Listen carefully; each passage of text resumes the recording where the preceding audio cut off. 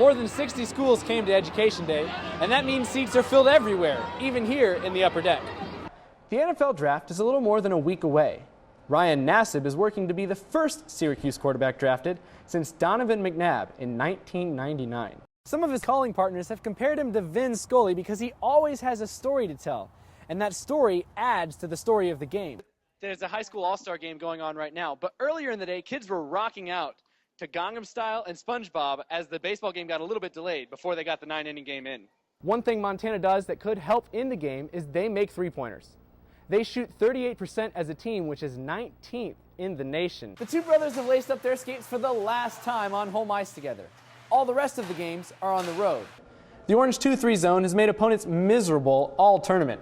Montana, Indiana, and Marquette had more turnovers than baskets. Gray sky overhead. The voice. And the wind blowing left to right here at NBT Bank Stadium. The defining trademark for any play-by-play announcer. Pitch is swung on and blasted to left field. Brown is back. You can hear Jason Benetti's smooth baritone on the Syracuse Chiefs TV and radio broadcasts during the summer. Beautiful day to be a Duck. His fourth season with the team. Because he has cerebral palsy, his appearance doesn't match his voice, but he says it doesn't matter. Swing and a miss. Good fastball coming inside. Frankly, it's mostly my work. It's mostly my voice. Now, if I was a supermodel, my career might be different at this point, but I'm not, and that goes for about 98% of America.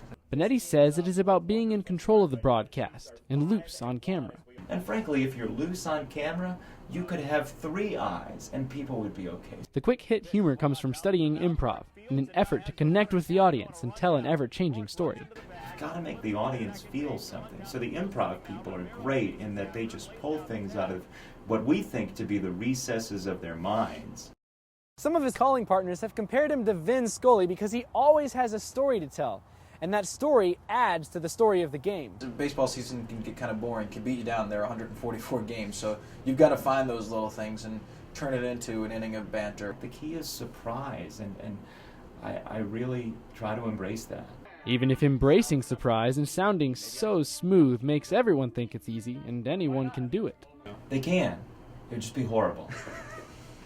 I could be a plumber, but I wouldn't unclog your drain. I could be a waiter, but I'd forget your orders. Benetti doesn't plan on unclogging toilets anytime soon. In Syracuse, I'm Sam Hovan, NCC Sports. The catcher's spot. Buses pulled up to NBT Bank Stadium. Kids piled out under threatening skies. Mother Nature did not want to cooperate with this field trip. But these kids don't care. I don't miss nothing about school right now. Are you excited about getting out of school? Teachers don't feel any different. The best field trip all year. This is the one field trip I look forward to. No more inside voices. This stadium is definitely not the library. Hey, they're going to be in for a treat when they start hearing me heckle the other team. Everyone came prepared for rain. Bags. I don't even know what they call. Trash bags. And umbrellas and trash bags popped up throughout the stadium, and concession stands got busy. This field trip is a reward for the hard work put in during the school year. Can we go buy some popcorn? More than 60 schools came to Education Day, and that means seats are filled everywhere, even here in the upper deck. One of the best parts of any game. And a ball flies and I try to catch it. Yeah? Yeah. Snagging a foul ball, even if you don't have a glove. Do you have a glove with you to catch the ball? Just barehand it? I do a lot of times. For one day, the ballpark has become the classroom, with baseball taking the place of notebooks, pens, and pencils. The Syracuse men's lacrosse team is in the midst of a 3-game homestand. On Wednesday, the Orange took down number 2 Cornell. Luke Cometti led the team with a career-high 4 goals to give SU a 3-game winning streak. Now, Hughes is taking on Rutgers in the Carrier Dome. This will be the 3rd game in 7 days. The Orange haven't lost to Rutgers since 2004. It's senior night for the Orange. Brian McGill and 9 other seniors were honored before the game, but it was all Rutgers early. Fast forward 3rd quarter, Jacob Coretti, Anthony Terranova, 9-5 Scarlet Knights. Rutgers puts 1 more to go into the 4th, leading 10-5. SU storms back though. Luke Cometti has been scorching. Scores his 3rd goal of the 4th quarter to make it 10-9 with just over 7 minutes left. 45 seconds later, Henry Schoonmaker, Cometti, tie ball game at 10. Cometti set a new career high with 6 goals in this game. 5.5 left. Marasco turns it over. Anthony Terranova's a one-man fast break. He loses the ball right at the end, but scoops it up, scores it. He led Rutgers with 4 goals on the night. 11-10, Scarlet Knights. Same score, 2 and change left. Jojo Marasco, 5 assists. Derek Maltz here, ties the game at 11. Under 30 seconds to play, Jojo Marasco makes the senior play, diving check.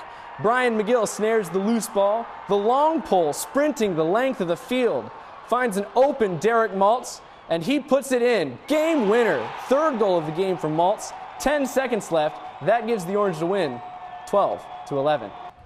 The NFL draft is a little more than a week away. Ryan Nassib is working to be the first Syracuse quarterback drafted since Donovan McNabb in 1999. Nassib's draft stock has moved all over the place. Experts have picked him to go anywhere from the middle rounds all the way to the 1st round. Currently, they expect him to be taken somewhere in the 2nd round, and some of them are speculating that he might be reunited with new Bills coach and former SU coach Doug Marrone. Scouts like Nassib's ability to read the play at the line, making the correct calls. Coming into the season, Syracuse changed the playbook 2 weeks before the season started, and Nassib made the adjustment just fine. Scouts also like his strong arm, and he has a nice touch on his deep throws, but they say sometimes he trusts that arm too much and has too much of a gunslinger mentality. Nassib says playing at SU helped get him ready for the NFL. I've been in a pro-style offense for the last 3 years. The 3 years I've started, I've been in a pro-style offense, so I feel like I'd be a good fit for any number of the teams that run the similar offenses we did here. You know, I've seen the extremes from first overall pick to free agency, so something I've learned since I've been in Syracuse: don't trust what you read. Nassib's protector, Justin Pugh, is also projected to go in the 2nd round, perhaps to the Bears, the Arizona Cardinals, or even the Minnesota Vikings. But most teams expect to move Pugh to a guard. Scouts say he doesn't have the ideal size for a tackle, but they do say that his athleticism and his quick feet will help him make the adjustment to the inside of the line. April showers bring May flowers, or at least delay baseball games. The Syracuse Chiefs' home opener against Lehigh Valley was postponed today. The 2 teams are set to square off tomorrow. Brandon Trish will still throw out the first pitch, and the opener is set for 2 o'clock. The Mets traveled to Minnesota for a snowy 3-game series where Matt Harvey was trying to stay undefeated. Scoreless top of the 5th. Mets Marlon Byrd goes yard. Upper deck solo shot puts the Mets on the board 1-0. They would go on to put up 3 more in the frame. And then in the bottom, Matt Harvey was dealing, working on a no-hitter, striking out Chris Parmalee here. Then we'll go to the 7th inning, bottom of the 7th, no-hitter still going. Justin Morneau ends the no-hit bid with an exclamation point, nailing the foul pole. It's gone 4-1. Bottom of the 9th, Bobby Parnell gets the save opportunity, already given up a run, but he strikes out Ryan Domit to give Matt Harvey the win. Harvey's now 3-0 after striking out 6 in 8 innings, and the Mets take the first 2 in the series. The AHL playoffs are nearly here. The Syracuse Crunch will host the first 2 games of the playoffs on April 27th and 28th. Syracuse's first-round opponent is still to be determined. Currently, the Crunch hold a 1-point lead over Binghamton in the East Division. Frozen Four hockey finals, Quinnipiac and Yale both looking for the first title in school history. Yale hadn't beaten Quinnipiac in 3 tries this year, but the Bulldogs strike first. Clinton Bourbonnais deflecting the shot past Eric Hartzell. 1-0 Yale. Then we move on to the 3rd period. Charles Orzetti drives down the ice and gets his own rebound, shoots it home, 2-0. Yale would go on to win this game 4-0, getting the school's first title in the 117-year history of the program. That does it for sports. One last look at the weather after the break.